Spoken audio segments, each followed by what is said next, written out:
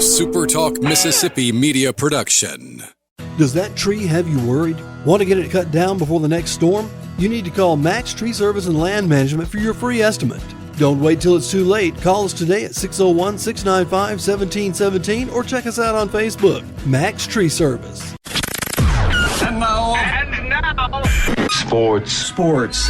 Get ready, sports fans. It's time for Chasing Foul Balls on SuperTalk Pike County 93.5 and streaming worldwide on the SuperTalk Mississippi app and on your Amazon Alexa devices.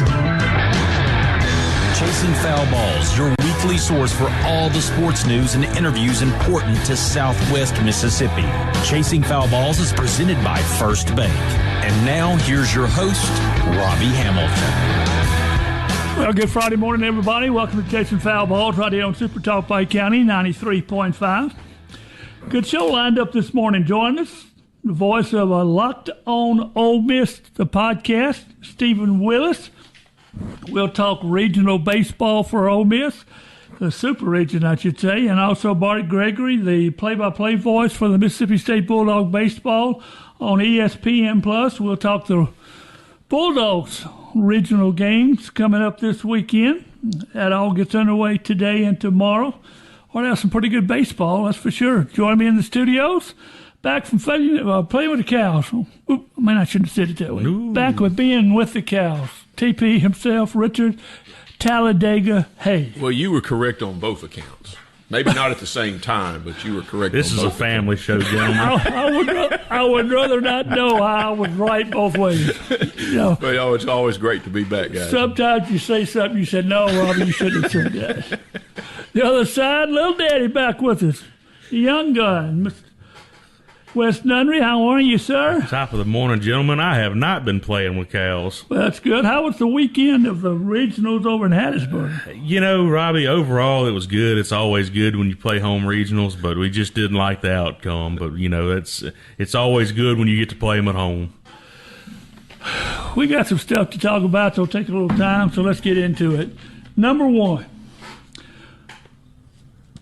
When in the wide, wide world of sports did we start having high school kids announce that they're transferring? Now. I was going to say, I was actually thinking about that riding over there this morning. I said, when did people start announcing that? I said, I remember the Evangel days. I remember IMG. But there wasn't no big announcement about it. No, they just showed up. They just went there. Evangel was just really good all of a sudden. But now it's a big announcement. Somebody wants the attention. Well, that's what it is. But we had Caden Addison going from South Pike to Park Lane, the big lineman. Davis Caruth from Park Lane to Oxford. And this nickname I love, Cornbread Adams. Oh, yeah. Going from South Pike to Baylor School, which is a top of the line private school up there. Where's it coming from, guys? Well, in my opinion, it all trickles down, guys. We know that. We've seen it for years. And I remember when it used to be you saw on the Bulldog paper that we signed a top-notch high school kid. Next thing you know, we've got video, we got TV companies at the high school. It's a big signing day. But that's going from high school to college. This is going from high school to high school. We'll be announcing which Dixie Youth League they're going to be playing in here for long. Probably it's like plumbers say about excrement. It flows downhill and payday's on Friday, okay? So this is no different. Describe that again. Y'all weren't ready for that one this morning. Describe that again. Man, that's better than the cows. Should it be announced? They are announced it. Should you announce it, or if you don't go, just go? Daddy, I'm sure you got some look at this. I mean, I don't think it's all the announcements are necessary, but it's the world we live in and social media where everybody wants the attention. 5 minutes. Yep. So it's just the way of the world today, unfortunately. Second thing, the MHSAA announced they're going to use the 1.5 multiplier for private schools to play in public school leagues to try to, quote, their end of it, keep it even. Your feelings about that? Oh, Robbie, when I first heard that the other day, once again, we're just trying to use legislation to somewhat balance the playing field. We have redistricting every other year. It's constant. We got some schools that were put in a district, because they had to travel to Jackson every time they played on an away game. So they joined MHSA because they want to play local. Well, now we got to have it. I don't know. I don't know the answer. This constant change about not knowing who your district opponent is from year to year. And we know it's based on money, travel, whichever you want to call it. So I guess it's just another formula to figure out how to try to do that.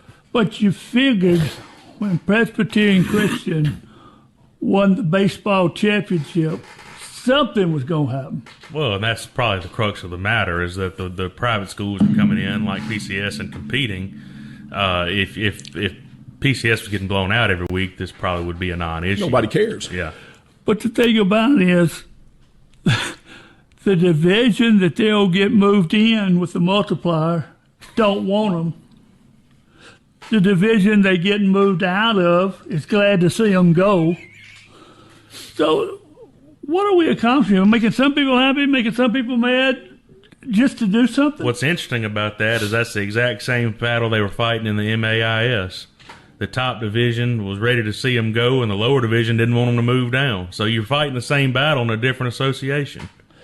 Just amazes me how we do this every couple of years. We get into this PPN match to see who's going to get their way. I reckon that's the end of it. Who's going to get their way? You got these guys complaining about it. They want to get their way.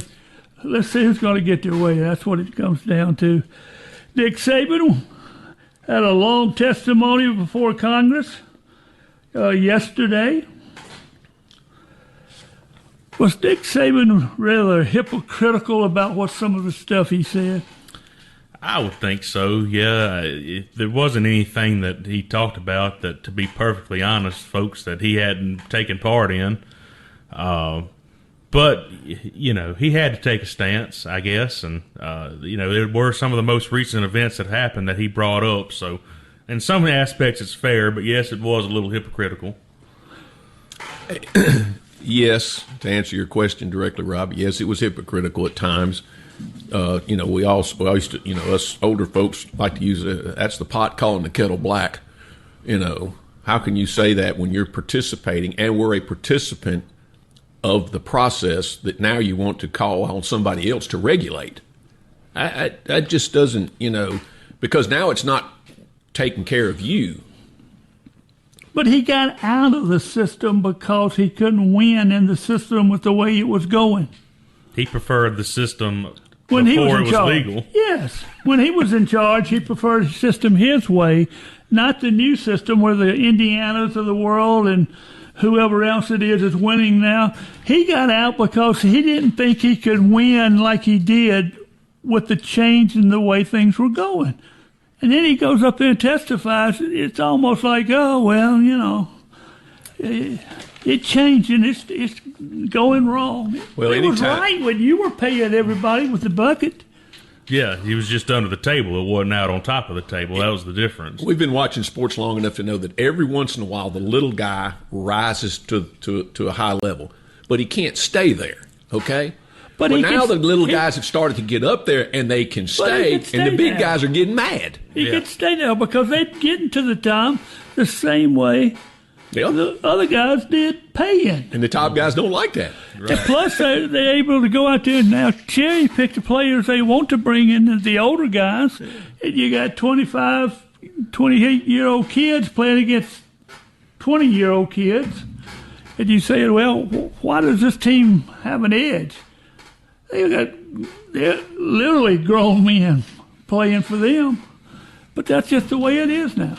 Top's battling over giving guys Ferraris, and the rest of us are still struggling to give them Christmas hams. Well, what was the thing I saw that the LSU coming basketball team will average more than the team that won the national championship? I mean, wait a minute here now, guy. You mean you got a college team that's going to average age-wise more than the team that won the national championship last year?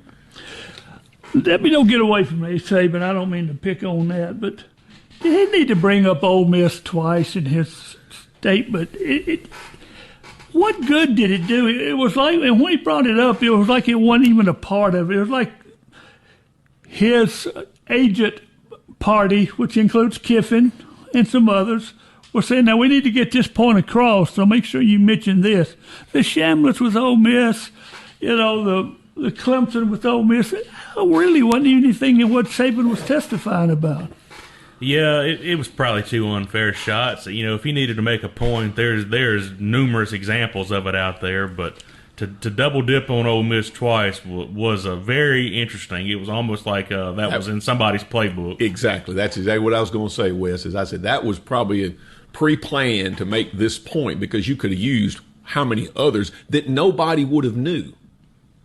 But everybody knows this situation. So I can throw that out there and say, look how bad this is. Look, we got to do something. Well, if it happened out there in southern Oregon, nobody would care. A scale of 1 to 10. Mississippi State winning their super regional against Georgia. You want me to go first? Yes, because You know his answer? I feel like I do, but I never know. He may go. Well, I feel he may pull a Nick Saban on me. There's a 100% chance of Bulldogs winning the Super Regional. You really think so? I know that. That's the inside track for all our listeners. My high-level education got that right. Well, I'll tell you what, I have some very wise people in the studio with me today. But no, this has got to be the most competitive Super Regional in the lineup this weekend.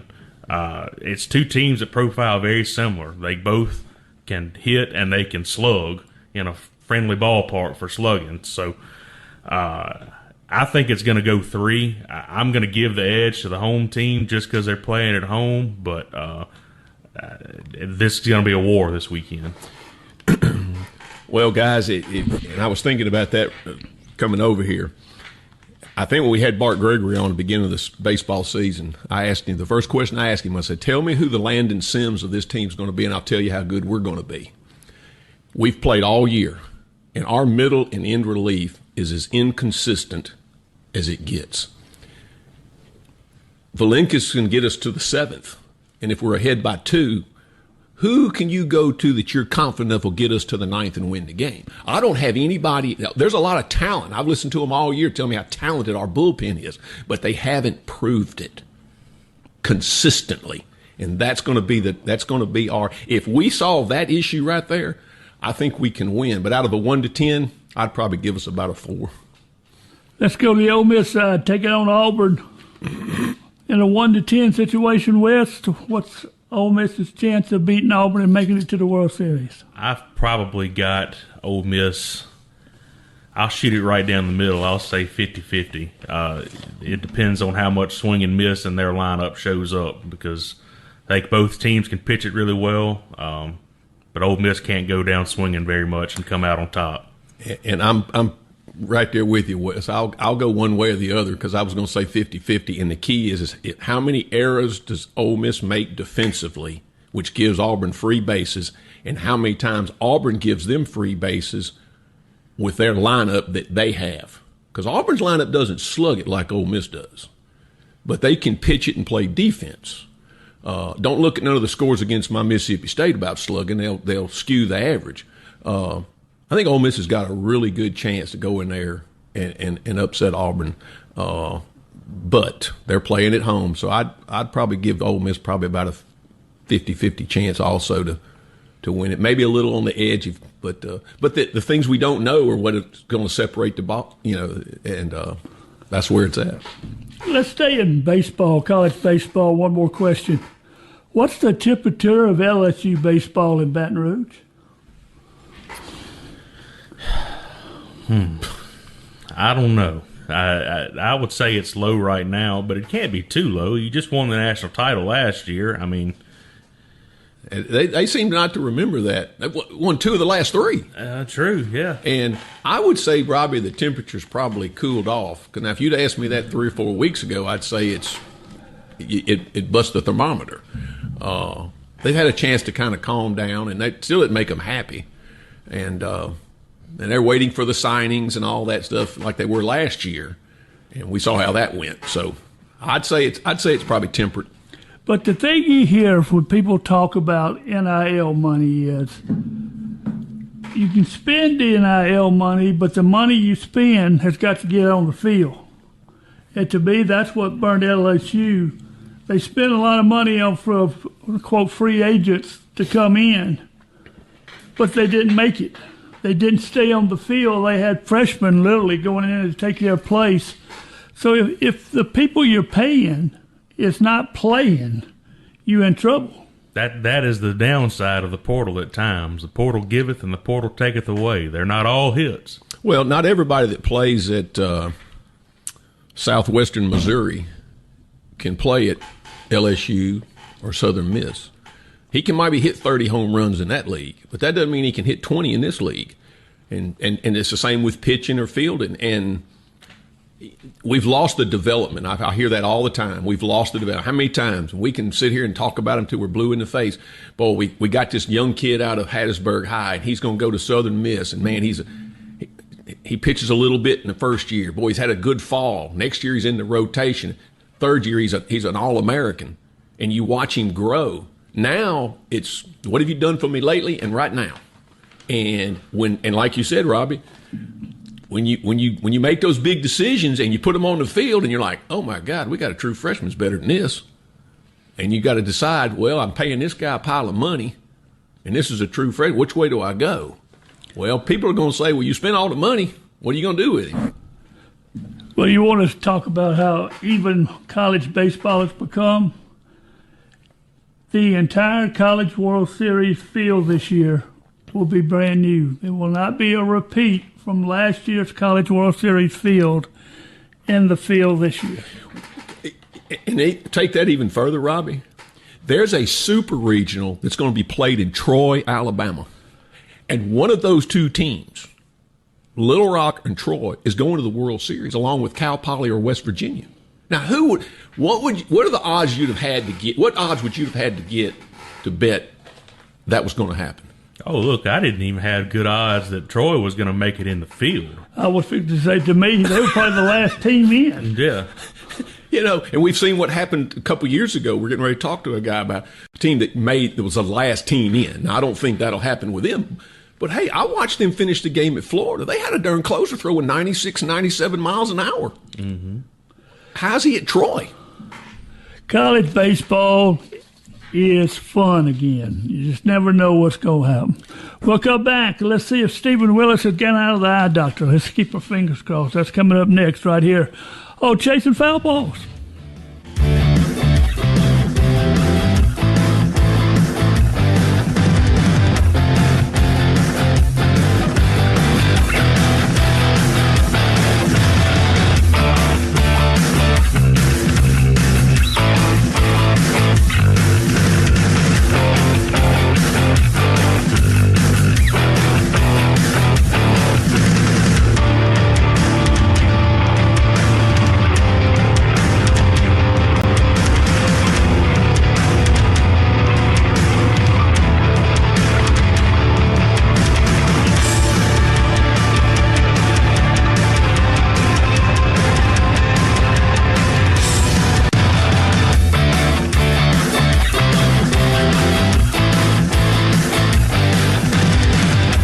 Be in the studio for this discussion going on while the commercials are running. I tell you what, we had a good one going on. That's the best part of the show is what happens in the breaks. Well, most of it could be replayed, let's put it that way, but it was good information. Join us on the phone from Locked On Ole Miss, the podcast, the host of that show, Mr. Stephen Willis. Stephen, how are you? Doing quite well, good gentlemen. How are we doing? How are you seeing now? I am seeing pretty well at the moment. They ran a little bit behind, and I thought I was going to be late for y'all's interview, and I was like, okay, they got it done. We can do this. Well, that's good. We're glad we got you. First question, what's the temperature of Ole Miss baseball in Oxford? I think they've taken themselves pretty well. Now, they have the questions that randomly surface because Mike Bianco has been the coach there for nearly 30 years. But For the most part, going to a super regional, they've met expectation, and anybody that says otherwise, they probably have an agenda to begin with. So, yeah, I think the temperature is pretty well. They think that Ole Miss is 2 wins away from Omaha in a series that they can win if they play well. So I think at this point, the expectation is to get to Omaha. I think one thing everybody wants to see from the Ole Miss Rebels is what will the pitching order be? How do you think Coach Bianco will play the pitching order in these 3 games? I think Elliott will be the starter tonight, and I think after that will be Hudson Calhoun. That's kind of the rotation that they've done on weekends in the past. And then Taylor Rabe is likely going to get the start on Saturday, and they'll figure out an arm to throw with that. Walker Hooks will be available and kind of be the Swiss Army knife. And then one of the big surprises is, like, they're going to throw Cade Townsend, who's the highest predicted Major League draft pick that they have. And Will Libbert in the regional had 3 innings of great work. And if Libbert can do that, this staff becomes that much more effective. And I'm looking forward to see if he can kind of stack outings on each other, because if you get confident Will Libbert, that's a tough out on the pitcher's mound. Stephen West Nunnery, thanks for joining us this morning, my friend.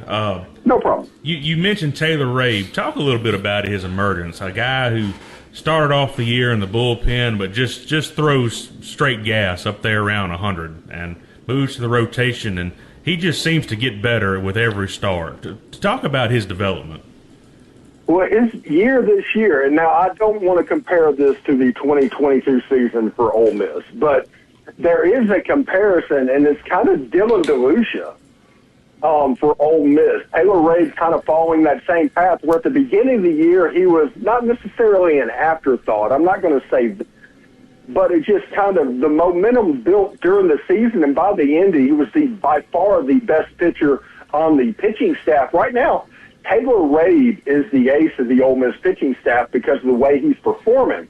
Now, I understand Hunter Elliott getting the ball on Friday night because he's pitched in a national championship series, but Taylor Rabe is kind of the best arm they have at the moment, I think.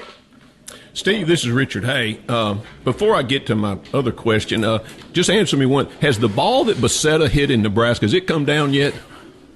I don't know. It's probably landing somewhere around the one that he hit against Texas earlier in the year. It just went into the dark, and I never saw it come down. I just wanted to know if anybody had a visual on that. My question is we know the Ole Miss struggles throughout the year. One point in time, they were making too many errors. Then they went through a stretch where they weren't getting that key 2-out base hit with runners in scoring position. Which one of those doesn't need to rear its ugly head this weekend against Auburn? Both of them. Auburn's one of their teams that they have played. But when Ole Miss has been at its worst this season, in my opinion, they've struggled to play actual baseball. Now, they could do the batting practice stuff where they hit the ball out of the yards and all that. But they can't do normal baseball stuff, moving runners over, sacrifice flies, and all that. When I knew that Ole Miss was locked in Lincoln and the Lincoln Regional, was them after they beat Nebraska, was it 6-1, and not one of the runs was off of a home run. They're not committing errors at the moment. When they're doing that, you get the best version of Ole Miss. But if they get into the trap of just hitting home runs, only scoring off the long ball, then the bats can disappear and you'll be problematic. Because that pitching's going to carry you. You need the offense to do their part as well. We're talking to Stephen Willis from Hooked on Ole Miss, the podcast. Speaking of that, Ole Miss is 306th in the nation in strikeouts, but they're 37th in slugging. That goes exactly back to what you were talking about. If they can put it in play, they can win. If they don't put it in play, they're going to lose. Yeah, this is college baseball. This isn't a major league where everything's a wrap-up. Put the ball in play. Make 18, 19, 20-year-old kids make a play. They're going to mess up. You're going to have runners on the base path, and when you do actually leave the yard, it'll be a 3-run homer as opposed to just a solo shot. I despise, personally, 3-outcome hitting. I despise the home run, walk, or strikeout thing that you saw probably 10 years ago in Major League Baseball. that is the trap for Ole Miss. If you get into that, it could be problematic, and it probably won't be something in this series that you can come back from, because Auburn's really good and they can just pitch the crap out of it. Stephen, it's Wes again. You play Ole Miss. I mean, Ole Miss plays Auburn this weekend. A league foe. But uniquely enough, and unless I'm misremembering, Auburn and Ole Miss didn't play in the regular season this year. So that's a contrast to State, who had to play Georgia 4 times. Is there an advantage to that, or is there just so much data and film out there these days that it doesn't matter?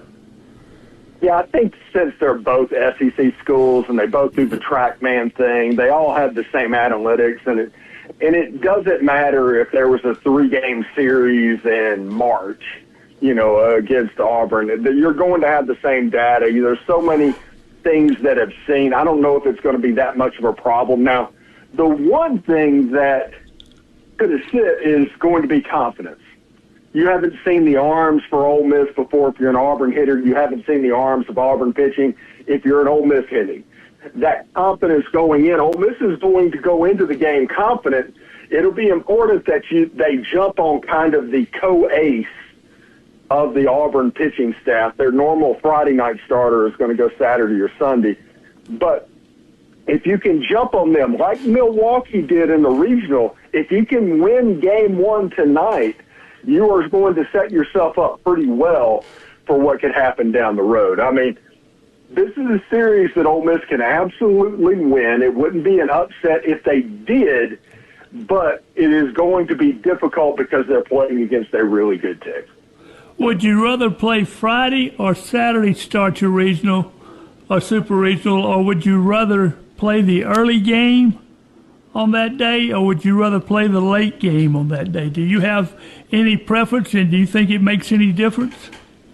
I don't know that it makes a lot of difference, but when Ole Miss has a team that's built on pitching like they are, the early you can start, the more rest you could have before Omaha maybe is probably the best. So I would guess in that situation I'd be in favor of a Friday start and early games whenever you can get them. Steve, Richard Hay once again. Let's talk about, because we all know that most of these games will be decided in the 6th, 7th, 8th, and 9th inning, and that brings bullpen into play. Talk about the state of health of the bullpen, and is Hooks going to be able to pitch, and if so, how much?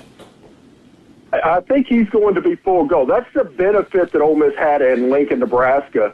The last time that Walker Hooks pitched was basically a week ago today, That's the last time that he did his bullpen. He should be fully rested of what's going on. And the rest of the bullpen, I expect Hooks to be a man out there. And I am ready to see if Will Libbard can be that second left-handed arm out of the bullpen, because I do think that if Ole Miss can get that, they're going to be even more problematic for teams down the road. You have Utermark with 21 home runs, 49 RBIs. Bethesda, 22 home runs, 60 RBIs. For a college season, that's a heck of a lot of balls over the fence, isn't it? Yeah, that's a lot of them. I think Ole Miss hit over 100 home runs again this year. They can hit the ball out of the park. What I want to see is singles and doubles. If you can have Hayden Federico, if you can have Dom Decker, if you can have Owen Pano playing baseball and getting on base, having a high on-base percentage, and then Utermark and Becerra and those guys do what they do, it's going to be much more dangerous and much more effective. If that home run is a solo home run, it could be problematic. Steve, Richard Hay once again. If you could pick one player, maybe two, that they cannot have a bad weekend. They have to be the leaders of the team. Who would you pick?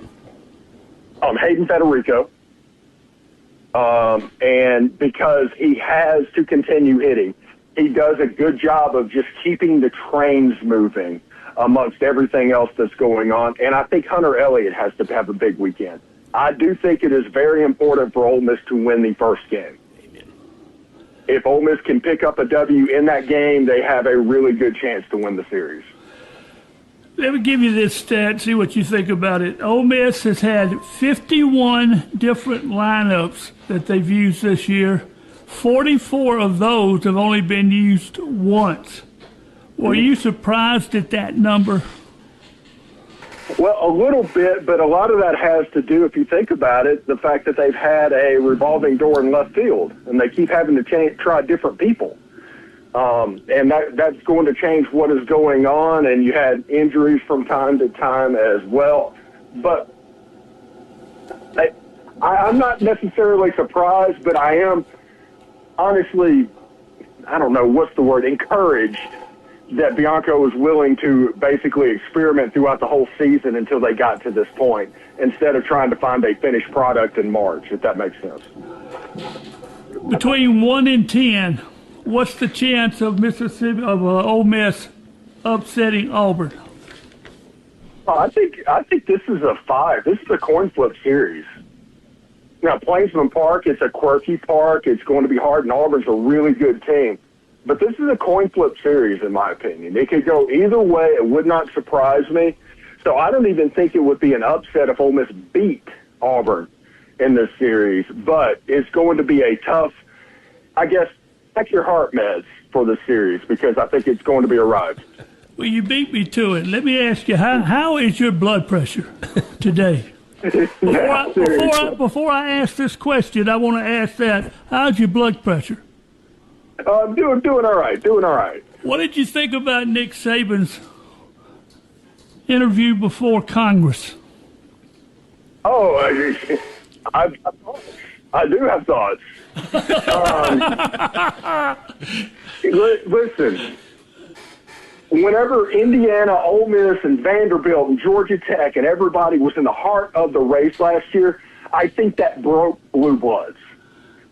Schools like Alabama and LSU and Texas, the teams that are supposed to be there, they didn't like these other teams from their ideas in a lower tier coming into their tier and making their life harder. And now Saban is being a mouthpiece for every blue blood out there to try and put the toothpaste back in the tube and get this back to 2008 as quickly as they can, because they are genuinely afraid of what's happening in Oxford, Indiana, and down at Georgia Tech, and lo and behold, Vanderbilt. Can you imagine Vanderbilt winning 10 wins? No, that can't stand. Tell us how you really feel, Stephen. Don't hold back. Oh my God. Now his blood pressure's up, Robbie. Yeah. He asked the question. That is something I really believe on that situation. It's in this era, Ole Miss, Vanderbilt, and all these other ones have found a way to move up in the caste system of college sports to a higher tier, and that has the traditional powers that have traditionally been able to look down on everybody else shaking in their boots. Go get you a soda water and get that blood pressure down, okay? All right, thank you, buddy. Appreciate it, Stephen, for taking the time to be with us this morning. Talk to you later. All right. Stephen Willis with Locked On Ole Miss, the podcast. Make sure you try and listen to that. He had a lot of information every day about what's happening with Ole Miss. We'll come back with Bart Gregory. We'll talk Mississippi State. That's next right here on Chasing Foul Balls.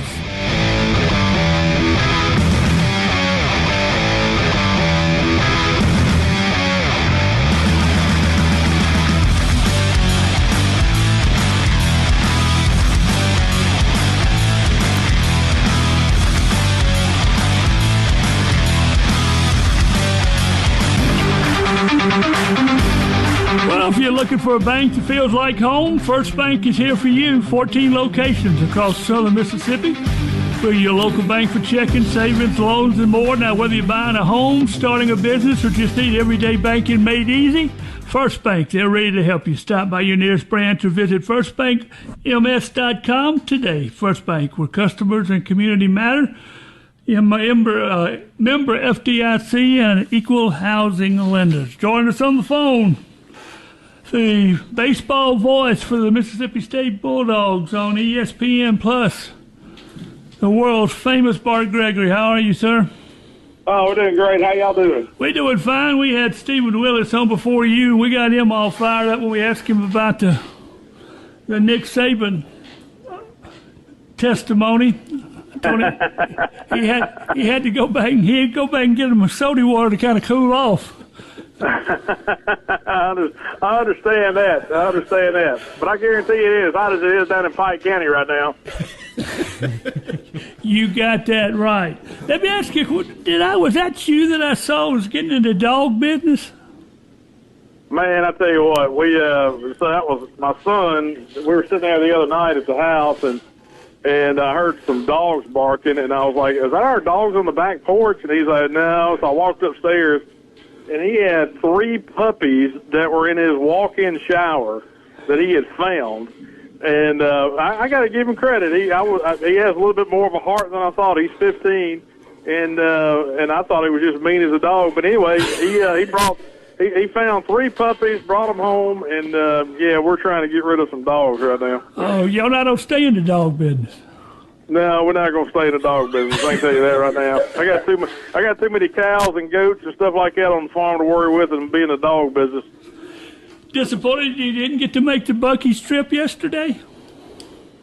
Yeah, well, it's let them go ahead and get over there, and it's amazing the little things that the baseball guys get excited about. And so, yeah, they made a trip over yesterday, bust over a couple days early, which is a little bit different than when it's doing a regular season. Usually you go over the day before.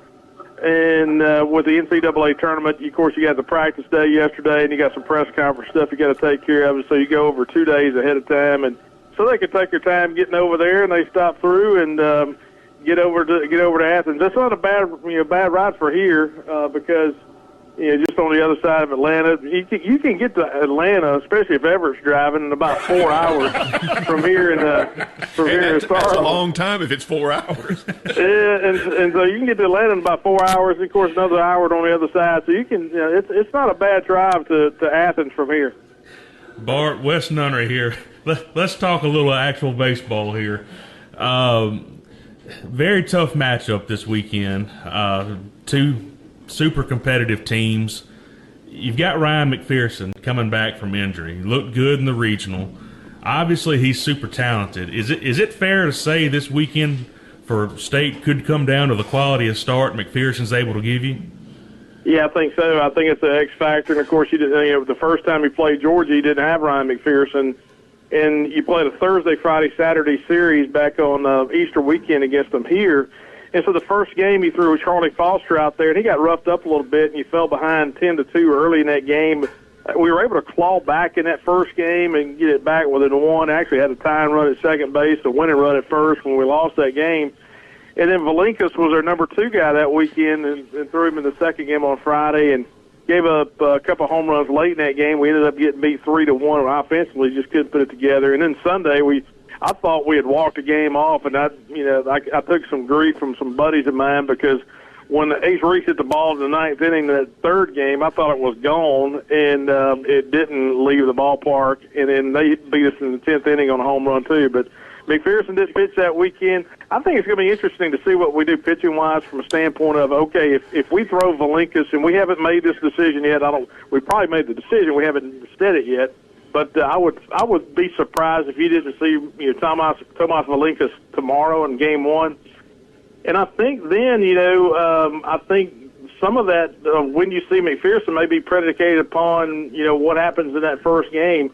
The thing you hate to do is go to Athens, Georgia, with the way that he pitched last weekend. It looked like that fastball is back. It looked like the secondary pitches with the slider and the changeup. He's beginning to get the feel back for there. And so the last thing you want to do is go to Athens and not see him toe the rubber. Bart, this is Richard Hay, and we'll stick with the pitching. And I think the first of the year, a lot of people asked me how good State was going to be, and especially from a pitching standpoint. I said, well, if somebody tell me who the Landon Sims is going to be of the team, and I'll tell you how good we're going to be. And it's been all year we've been struggling with the inconsistency in our middle and ending relief. We get great starting pitching, but and all year long I've heard you and Jay and everybody talk about how talented we are, but we got to put it together this week, and that's the one thing I'm holding out this weekend. If we pitch it well with our relief, we're going to be in good shape. Well, and the thing about the bullpen is very. When I went back and I looked at some of my notes from when we played Georgia the first time. And we had all 3 broadcasts that weekend, just kind of putting together your game plan for the weekend. And at that time, Georgia was, they were okay with their starting pitching, but their bullpen was really good. For us, our starting pitching at that time had been good, and our bullpen had been a little suspect.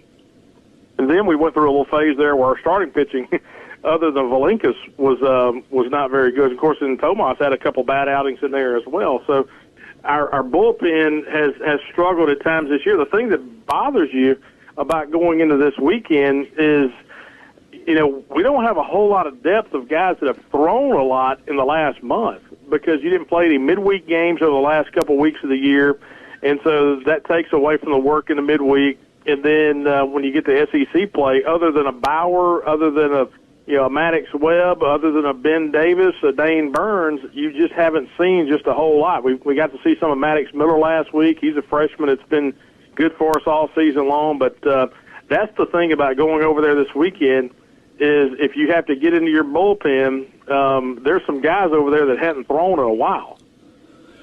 You got the early start tomorrow. Does it make any difference having that early of a start on the first day of the tournament? Actually, to be honest with you, if you're on the road, that's a good thing. The worst thing in the world is to have to sit around a hotel all day long. And so just kind of going through it in your mind, okay, 11 o'clock first pitch over there means you're going to have a 7 o'clock pregame breakfast. And so 7 o'clock is a pretty good time. That's not a bad time at all. And so for a home team, you're having to get up earlier. You're taking BP first, and you got to be at the ballpark a little bit earlier. As a visiting team, you can kind of take your time getting in there, get stretched out, loosened up, and get ready to play. Bart, West Nunnery, regardless of what happens this weekend, State's back in a super. Even if they come up short, is the first year under Brian O'Connor considered a success?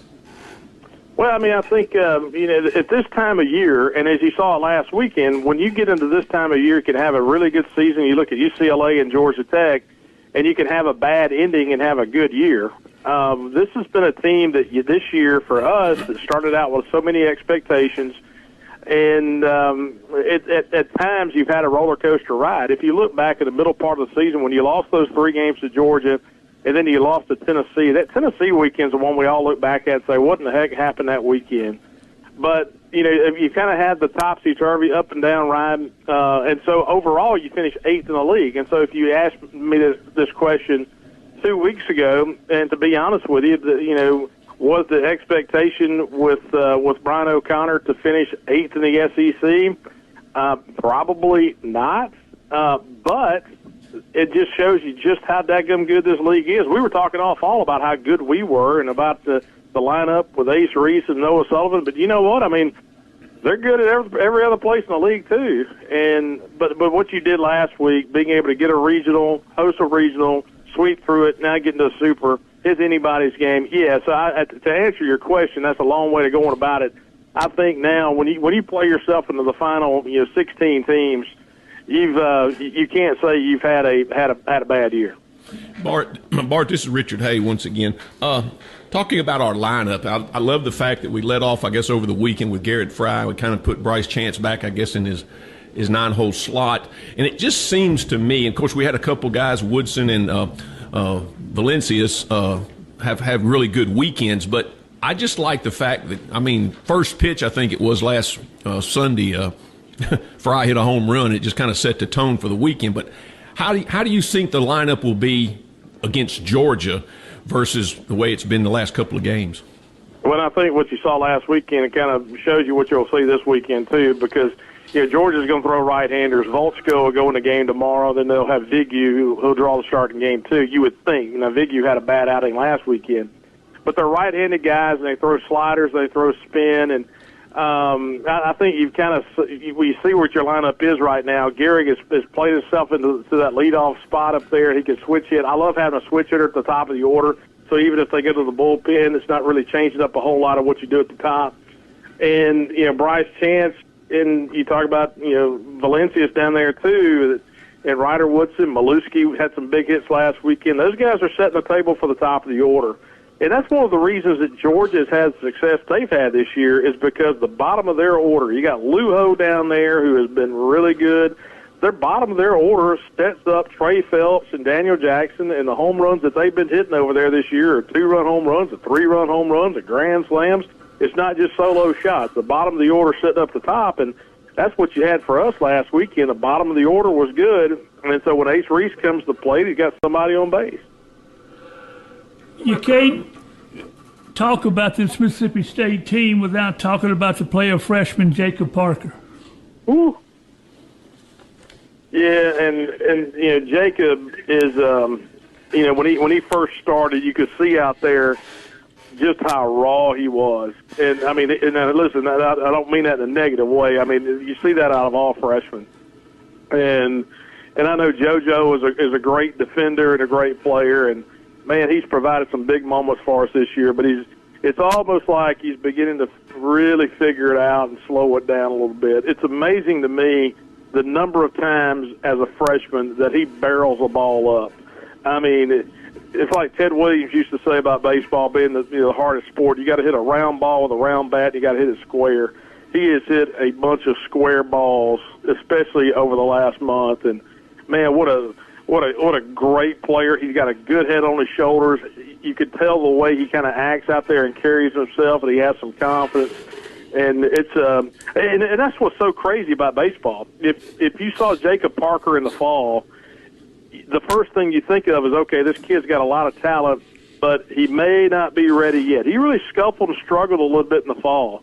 But as the season got closer and as the season started, he's gotten really good. And I tell you what, Valencia's out there in the outfield too. I don't care if you got a right-handed pitcher up there or not. That's a guy that's been squaring the ball up too. Bart, I don't think we can talk about this series without talking about the Phelps situation. From our standpoint, Mississippi State, does that give us an advantage maybe in this first game? Is it they don't have one of their really star offensive guys and an opportunity to give us a chance, or is it just Georgia's good no matter what when they plug somebody else in? Oh, I think it's a big deal. I really do. And I think it's a big deal not just for game one. I think it's a big deal for game two. Because if you go out there and one of their best players is not in that lineup, who is one of their emotional leaders on that team, if you go out there and spit the bit and lose that first game, and then they got him coming back for the second game, let me tell you, they're going to have a lot of confidence in that Georgia dugout. Now, the thing about Trey Phelps is a great player. I mean, he's one of the best players, one of the best hitters in the SEC. But they pair him well with Daniel Jackson. And so those guys have been batting back-to-back all season long. And so you got to really pitch to Phelps, but because you've got Daniel Jackson behind him, and then you got Jackson after you face Phelps. And so those guys cover each other up. They're great players. I mean, there's probably not a better 1-2 punch in the league or in the country of guys batting back-to-back like that. I'm going to be interested to see if that affects Daniel Jackson at all in that first game. You and Charlie do any kind of pregame or postgame show this time? I'm sure we're going to do some postgame stuff. Unsure about the pregame, but we'll do some postgame and just kind of muddle our way through the weekend, and hopefully we got something positive to say. Yeah. Hopefully somebody bring y'all some food too, huh? Oh, yeah, I'll be down on the farm. Charlie's going to be over in Athens, and so we'll kind of be split up this weekend, but we'll get it all figured out. There you go. Thanks for being with us. Hope you can sell those dogs you got. Well, I think I've got, as we've been sitting here, I've gotten 2 texts in the last 5 minutes about somebody needing some dogs, and so anyway, hopefully I can get out of the dog business pretty quick. So anyway, well, hope you guys are doing well down in Pike County. Make sure next time you see my buddy Jason Cooksey down there, you give him a hard time, or Brad Clark, some of those guys. But always great to talk with you. We'll do it. Have a great summer. Y'all too. Appreciate you. Thank you. Bart Gregory, the TV voice on ESPN Plus for the Mississippi State Bulldogs. Trying to get rid of them dogs, man. I understand. Looks like what's going on around my house is what it is. Before we go, you got the Spurs or you got the Knicks? Oh, Robbie, I don't know. I'm Knicks. I don't know. I don't even watch the NBA, to be perfectly honest with you. Did they win the game one in the Spurs won game one. Okay. Well, I'll go with the Spurs then. Next topic. Moving on. I'll tell you what a front runner we have here, don't it? one of two teams is going to win, so we got a 50-50 shot. Final question. Saints, upcoming season, you excited about it, or it's just another Saints year? I'm excited. I think they've done some nice things. There's a question mark or two still available, but they've added a lot of nice things. I think they're going to exceed their win total. I don't know by how much, but I think it'll be a good year. I'd say I'm excited too. Like Wes, got some good draft choices, some positions that we needed.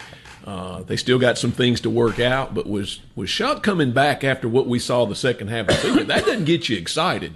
Maybe you need to check your pulse, but yeah, maybe we can win a few more games. I think we could be in the playoff discussion when we get to the middle 2/3 part of the season. Now, whether we make it or not, I don't know, but I think we can definitely be in the discussion, just depending on the league, the conference, the district, or whatever they call them in the NFL now.